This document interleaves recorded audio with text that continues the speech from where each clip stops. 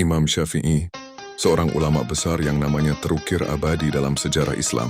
Lahir di Gaza, Palestina pada tahun 150 Hijriah. Beliau tumbuh sebagai anak yatim yang diasuh oleh ibunya yang penyayang. Sejak kecil, kecerdasannya sudah terlihat mampu menghafal Al-Quran di usia 7 tahun.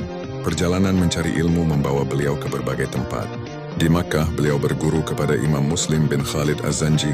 Di usia 13 tahun, gurunya telah mengizinkannya untuk berfatwa. Kemudian beliau melanjutkan ke Madinah, berguru kepada Imam Malik bin Anas, pengarang kitab Al-Muwatta. Tidak berhenti di situ, beliau juga menimba ilmu ke Yaman, belajar kepada Yahya bin Hasan, dan ke Irak untuk belajar dari murid-murid Imam Abu Hanifah. Perpaduan ilmu dari berbagai guru inilah yang membentuk pemikiran komprehensif Imam Syafi'i.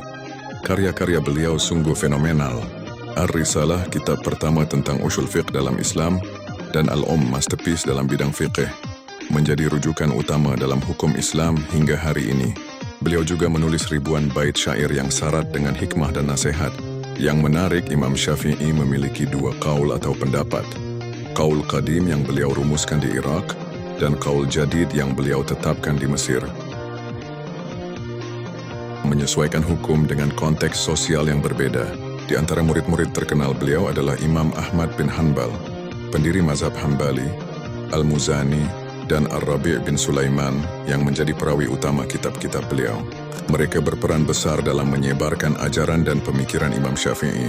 Keistimewaan Imam Syafi'i sebagai mujtahid terletak pada kemampuannya memadukan metode ahli hadits dan ahli ra'yi. Beliau berhasil menciptakan metodologi ijtihad yang sistematis dan komprehensif, yang kemudian dikenal sebagai mazhab Syafi'i.